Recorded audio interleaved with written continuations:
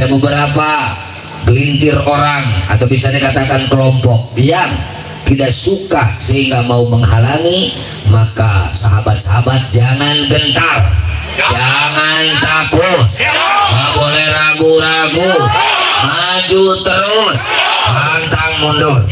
Siap? Pasti kita akan dilindungi oleh aparat negara. Siapapun, kelompok apapun yang ingin merusak tatanan kehidupan berbangsa dan bernegara, mengganggu NKRI, mengganggu Pancasila, diganti dengan khilafah atau sistem dan bentuk yang lain, kira-kira kita menyerah apa melawan? Menyerah apa melawan? Menyerah apa melawan? Siap melawan, siap melawan, siap maju. Sallu ala Nabi Muhammad. NKRI.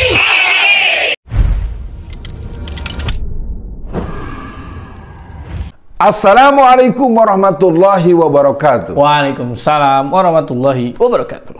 Alhamdulillah rabbil alamin. Pemirsa, kita tanyakan Bung Kameramen, sampai kapan Bung Kameramen akan bersembunyi di balik lensa? Sampai ada podcast Uat.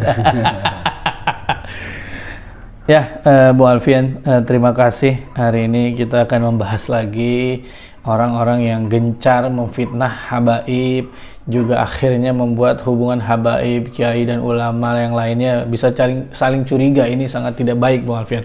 Nah, ini saya mendapatkan laporan dari kawan saya, atau nggak bisa dibilang intel terpercaya, karena memang sekitar rumahnya tuh, Bung Alfian, di Karawang.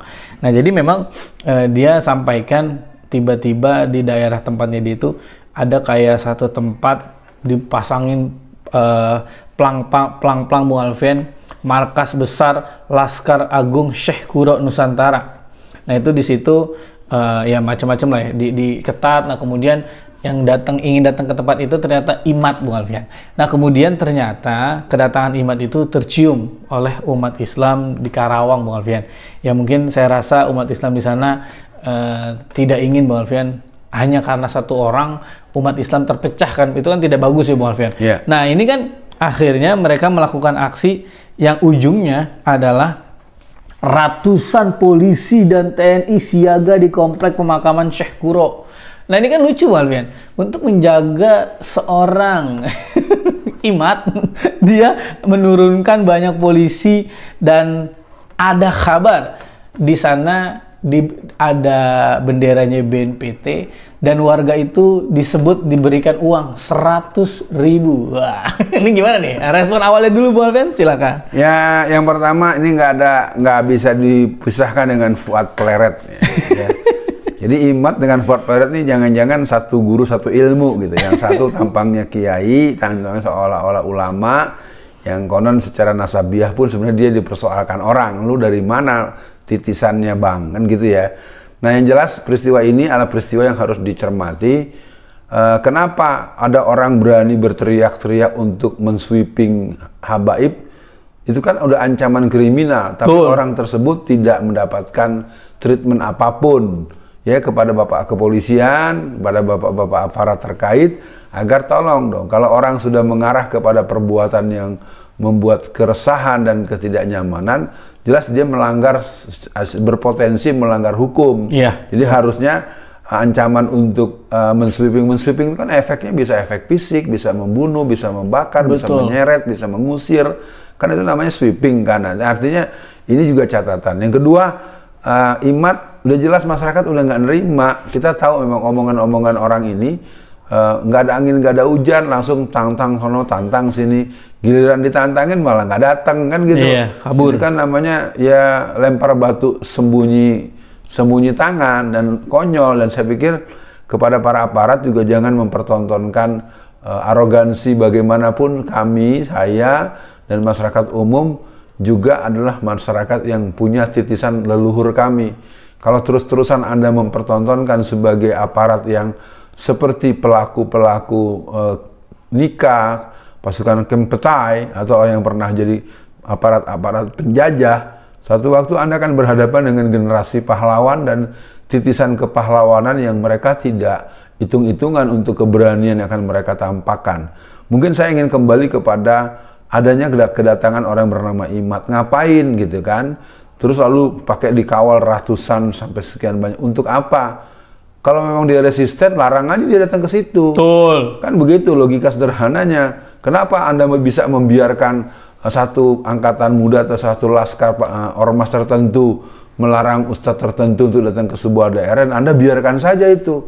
Padahal kita punya undang-undang dasar, setiap warga negara berhak untuk menyampaikan pendapatnya selama pendapat tersebut tidak bertentangan dengan konstitusi dan prinsip-prinsip keyakinan masyarakat umum yang ngundang orang yang suka, orang yang nggak suka. Karena orang yang beda agama ikut-ikutan ngelarang. Ya, saya sebagai seorang tokoh atau sebagai satu aktivis gerakan dakwah, saya sering heran loh. Acara-acara orang Islam yang teriak-teriak justru orang kafir, orang yang bukan Islam ikut-ikut ngelarang segala macam. Emang pernah kami melarang pendeta untuk ceramah di gereja manapun? Nggak pernah kita begitu. Begitu, Bung. Ya, Bu Alfian, memang ini yang saya rasa mungkin satu saat Tempo mungkin bisa menginvestigasi nih Bu Alfian. Karena saya curiga atau bisa diduga nih Bu Alfian, seperti dipelihara Bu Alfian orang-orang yang sejenis Imad ini Bu Alfian. Nah, kenapa saya sampaikan ini? Coba kalau kita bandingkan Bu Alfian. Misalkan yang pernah ditolak kan Ustadz Alfian Tanjung, Ustadz Felix Shaw pernah ditolak juga kan pengajian. Kemudian Ustadz Khalid. Nah, contohnya gini, ketika Ustadz ditolak, itu kan Ustadz ingin datang ke satu masjid, Bung Alfian. Nah, umat nunggu di masjid kan, kira-kira gitu. Nah, jadi Ustadz dari satu titik mau ke masjid. Nah, tapi di tengah jalan ada orang yang nggak suka dengan Ustadz tersebut nolak. Tapi kan ada jamaah yang nunggu. Nah, Imad ini lucu, Bung Alfian. Dia udah datang ke Karawang, nggak ada umat yang nungguin, nggak ada. Cuman dia mungkin mau datang, mungkin ke situ dia pengen pengen mempengaruhi fitnahnya terhadap habaib, misalkan begitu kan. Nah, jadi dia nggak ada jamaah yang nunggu kayak Ustadz Alfian atau tokoh-tokoh yang nunggu. Nah, itu kan aneh, Bung Alfian. Nah, ketika penolakan itu ada, harusnya kan polisi, tentara, atau BNPT itu kan mikir, nah ini emang orang bermasalah nih. Tapi kan mungkin apa karena dia pionnya si aparat-aparat ini kan kita nggak tahu, Bu Alfian. Nah, jadi saya rasa malah ini tidak baik untuk diteruskan, Bu Alfian. Karena merawat penyakit Allah akan menimbulkan konflik yang berkepanjangan. Ini gimana, Bung Alfian? Ya, kita pernah punya nama-nama yang kontroversial ya, seperti Gus Nuril, seperti Gus Miftah. Itu kan nama-nama yang sebenarnya kontroversial yang dulu-dulu orang mendengar sangat asik kan. Betul. Sebutlah Gus Miftah. Kita memberitahu pada masyarakat yang nyogok maupun yang menerima sogokan, dua-duanya neraka. Oh, dalilnya cakep banget kan ya. Nah, kemudian orang melihat bagaimana kontroversi perilaku dia. Ternyata kan juga tidak memberikan kebaikan dan perbaikan secara luas. Nah, sekarang yang namanya Imad. Ya, Imad ini memang punya teman-teman, tapi dia jadi simbol. Simbol ya fungsi-fungsi yang mungkin pernah dimainkan oleh orang-orang Belanda dulu ya, ketika mereka merusak garis perjuangan Pitung Pitulung dengan adanya pengkhianatan daripada orang yang dianggap pernah satu perguruan dengan Pitung. Nah, kembali kepada persoalan ini, saya ingin mengajak buat seluruh masyarakat dan juga buat para aparat, apa Anda ini nggak punya kerjaan, Anda kurang kerjaan. Negara kita ini banyak masalah yang berhubungan dengan ancaman eksternal. Betul. Tuh, yang kedua kita apa Anda nggak melihat invasi Cina itu udah terang-terangan. Masyarakat untuk datang ke sebuah perumahan saja harus menggunakan paspor. Apa penjelasan Anda sebagai aparat? Yang kedua, bagaimana masyarakat di kampung-kampung mereka terpaksa melepas tanah, bahkan tanah matang mereka pun dipaksa dijual. Tanah matang itu, Bung Komaramen, tanah yang masih sangat produktif untuk pertanian dan dijual dengan harga yang ditentukan oleh pembeli. Mana dia Anda, orang-orang yang menjadi tempat pengayom dan pelindung masyarakat? Mana Anda yang katanya mempunyai kasih sayang dan presisi, yang Anda punya sikap-sikap positif untuk memberikan keamanan dan kenyamanan buat masyarakat? Jadi yang jelas, kami ingin mengatakan bahwa kalau cara-cara yang ditempuh lebih mengarah kepada politik belah bambu, cara-cara yang ditempuh bersikap represif, cara yang ditempuh bersikap menakut-nakutin, cara yang ditempuh bersikap arogan, cara yang ditempuh bersifat bertentangan dengan hukum yang berlaku, Anda tidak usah menunggu lama. Akan ada nanti amok massa, kalau dalam bahasa teori sosiologinya. Ada kemarahan masyarakat yang sesungguhnya dikomando oleh ketakutan mereka yang terlalu dalam. Ya, Bung Kameramen dan pemirsa, dalam ilmu psikologi manusia, kalau orang sudah ditakut-takuti, ketakutan terlalu dalam, ketakutan terlalu lama, ketakutan terpendam, maka nanti yang akan muncul adalah keberanian yang tak terbendung. Tolong camkan baik-baik kepada Anda yang punya senjata, kepada Anda yang punya surat tanda tangan dan stempel basah, Anda yang punya kekuasaan, Anda tidak akan hidup selama-lamanya.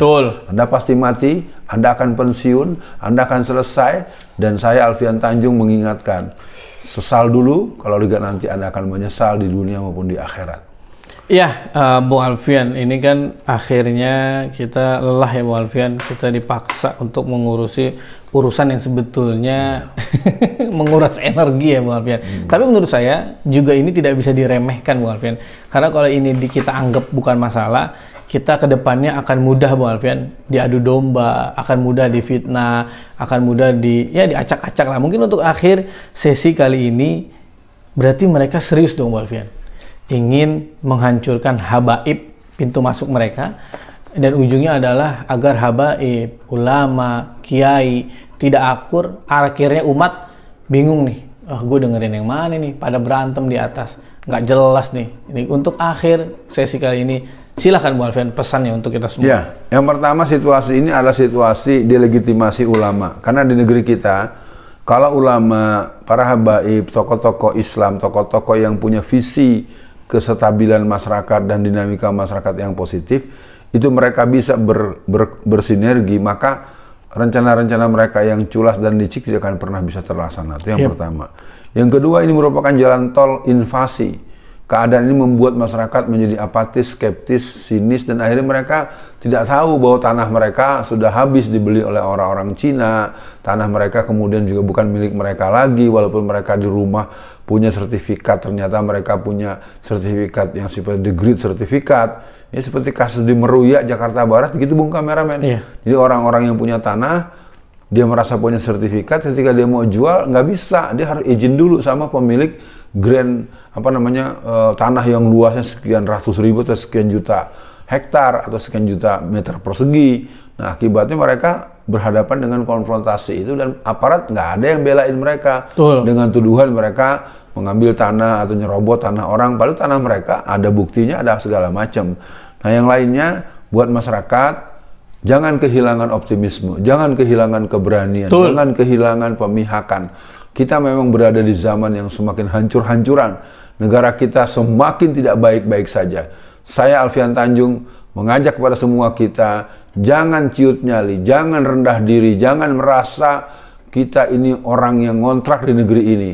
Kita orang yang menjadi pemilik sah republik ini, dan orang-orang Cina itu pendatang yang mereka tidak akan mau membela kita kalau kita ada masalah dengan serangan dari luar. Mereka akan pulang ke kampung mereka di Cina sana. Yang kaum pribumi, kita semua tetap akan memastikan, saya akan nyatakan dengan tegas, kita pasti insya Allah akan kembali muncul generasi-generasi pahlawan di seluruh daerah, di seluruh provinsi, di seluruh kota kabupaten se-Indonesia. Jadi lo jangan coba-coba terus-terusan mengarah kepada invasi dan imperialisme kepada Indonesia. Semua negeri ini punya anak-anak pahlawan, cucu-cucu pahlawan, dan pahlawan itu semuanya sedang belajar, sedang ibadah, dan sedang melakukan kegiatan-kegiatan yang mengarah kepada pembelaan hak-hak mereka. Kepada saudara semua, tentunya kepada masyarakat dan kaum muda, mari kita melakukan aktivitas yang positif.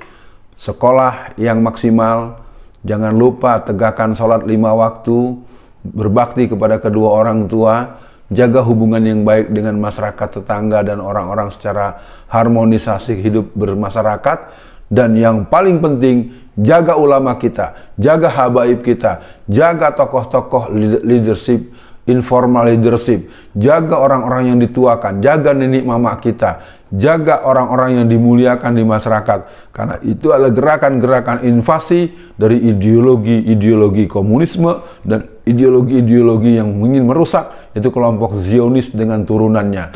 Titisan-titisan Dajjal, kami akan lawan dengan semangat jihad fisabilillah yang diajarkan oleh Rasulullah Sallallahu Alaihi Wasallam. Sekian, assalamualaikum warahmatullahi wabarakatuh.